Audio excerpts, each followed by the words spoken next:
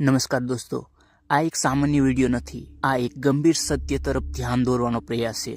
ભારત દેશને અબજો વર્ષોથી રણની ગરમીથી બચાવતી અરવલ્લી પર્વતમાળા આજે એક ગંભીર સંકટમાં છે. હજારો વર્ષોથી જેને ભારત દેશનું રક્ષણ કર્યું એ જ અરવલ્લી આજે પોતાનું અસ્તિત્વ બચાવવા મજબૂર બની છે. થોડાક મુઠ્ઠીભર લોકો દ્વારા આ પ્રાચીન પર્વતમાળાને યોજનાબદ્ધ રીતે તોડી પાડવાનો પ્રયાસ ચાલી રહ્યો છે. છેલ્લા 3 કે 4 દિવસથી સોશિયલ મીડિયા પર સેવ અરવલ્લી એક ટ્રેન્ડ નહીં પરંતુ એક ગંભીર ચેતવણી બની ગયું છે. આ વિડીયોમાં સમજવાનો પ્રયાસ કરીશું અરવલ્લીનું મહત્વ શું છે, આ સંકટ ક્યાંથી ઊભું થયું અને જો આજે આ પગલાં નહીં લેવાય તો તેનું પરિણામ શું હોઈ શકે એની વાત કરીશું. નવેમ્બર 2025માં પર્યાવરણ, વન અને આબોહવા પરિવર્તન મંત્રાલય દ્વારા સુપ્રીમ કોર્ટમાં એક મહત્વપૂર્ણ અહેવાલ રજૂ કરવામાં આવ્યો. આ અહેવાલ તે કેસ સાથે સંકળાયેલો હતો જે લાંબા સમયથી ચાલી રહ્યો છે, TN Godavarman versus union of India. Supreme કોર્ટે આ અહેવાલ સ્વીકારી લીધો, પરંતુ આ અહેવાલમાં જણાવેલા કેટલાક મુદ્દાઓએ દેશભરમાં ભારે ચર્ચા જગાવી છે. આ અહેવાલમાં મુખ્યત્વે 2 શરતો મૂકવામાં આવી હતી, પરંતુ હાલમાં સોશિયલ મીડિયા અને જાહેર ચર્ચામાં માત્ર એક જ મુદ્દો વધુ ચર્ચાનો વિષય બન્યો છે. આ અહેવાલની 2 મુખ્ય શરતો શું હતી? પ્રથમ શરત, અહેવાલમાં જણાવવામાં આવ્યું છે કે અરવલ્લી પર્વતમાળામાં આવતા એવા પર્વતો જેની ઊંચાઈ 100 મીટરથી ઓછી છે તેમને અરવલ્લી પર્વતમાળાનો ભાગ માનવામાં નહીં આવે. અને બીજી શરત, અરવલ્લી પર્વતમાળા અત્યંત પ્રાચીન હોવાથી તે એક સતત જોડાયેલી પર્વતમાળા નથી. અનેક સ્થળોએ પર્વત શ્રેણીઓ વચ્ચે ગેપ જોવા મળે છે. જો આ ગેપ 500 મીટરથી વધુ હોય તો તે વિસ્તારને પણ અરવલ્લી પર્વતમાળામાં સમાવેશ કરવામાં નહીં આવે. સૌથી વધુ ચર્ચા પ્રથમ શરત પર કેમ રહી? કારણ કે જો આ શરત સ્વીકારી લેવાય તો રાજસ્થાનની લગભગ 90% અરવલ્લી પર્વતમાળા કાયદેસર રીતે અરાવલી ગણાશે જ નહીં.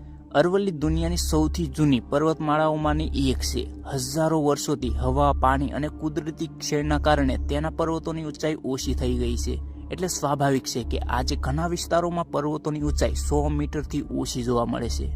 અરવલ્લી પર્વતમાળાના રક્ષણ માટે અત્યાર સુધી અનેક કાયદાઓ અને નિયમો બનાવવામાં આવ્યા છે, જેમ કે વન સંરક્ષણ અધિનિયમ, ગેરકાયદેસર ખાણકામ પર પ્રતિબંધ, પર્યાવરણ સુરક્ષા કાયદાઓ. આ બધા કાયદાઓનું મુખ્ય હેતુ અરવલ્લીનું સંરક્ષણ હતું. પરંતુ જો નવી વ્યાખ્યા પ્રમાણે કોઈ વિસ્તાર અરાવલી ગણાશે જ નહીં તો પછી ત્યાં કાયદાઓ લાગુ જ નહીં પડે. પછી શું થશે? જો આ વિસ્તારોને અરવલ્લીમાંથી બહાર કરી દેવામાં આવશે તો ત્યાં ગેરકાયદેસર ખાણકામ 100% વધશે, જંગલ કાપવામાં આવશે, પર્યાવરણ પર કોઈ નિયંત્રણ રહેશે નહીં. સરકાર ભલે કહે છે કે અમે અરવલ્લીમાંથી વિસ્તારો અલગ નથી કરી રહ્યા, પરંતુ લોકોના મનમાં શંકા તો ઊભી થઈ જ ગઈ છે. તેની અસરો શું છે? આપણે સૌ જાણીએ છીએ કે દિલ્હી પહેલેથી જ ભારે પ્રદૂષણથી પીડાય છે. જો આસપાસના અરવલ્લી વિસ્તારના વૃક્ષો કપાશે તો પરિસ્થિતિ વધુ ભયાનક બનશે. અરવલ્લી નાશ પામશે તો તેની અસરો બહુ વ્યાપક હશે. રાજસ્થાન સંપૂર્ણ રીતે રણમાં ફેરવાઈ જશે. આજે જે રણ આગળ નથી વધ્યું તેનું એકમાત્ર કારણ અરવલ્લી પર્વતમાળા છે. અરવલ્લી ભારત માટે રક્ષણ કવચ બનીને ઊભી છે. જો તે નાશ પામશે તો રાજસ્થાન નહીં પરંતુ આખું ઉત્તર ભારત ગ્યુન ફિલ્મ જેવી સ્થિતિમાં પહોંચી જશે. અરવલ્લી તાપમાનનું સંતુલન જાળવે છે. અનેક નદીઓનું ઉદ્ગમ સ્થાન અરવલ્લી છે. જો પર્વતમાળા જ નહીં રહે તો નદીઓ અને પાણીના સ્ત્રોતો સુકાઈ જશે. જંગલો અને વન્યજીવોના અસ્તિત્વ પર પણ ગંભીર ખતરો ઊભો છે. ઋતુચક્ર સંપૂર્ણપણે બગડી જશે. એક ખોટા નિયમના કારણે હજારો નુકસાન થવાની સંભાવના છે. અંતમાં એટલું જ કહીશ, અરવલ્લી માત્ર એક પર્વતમાળા નથી, તે ભારતના અસ્તિત્વની જીવન રેખા છે. એક ખોટો નિર્ણય આખા દેશના ભવિષ્યને બદલી શકે છે.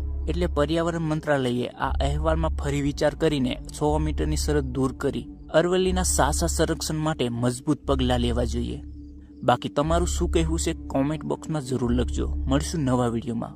વિડીયો લાઇક, શેર અને ચેનલને સબસ્ક્રાઇબ જરૂરથી કરજો.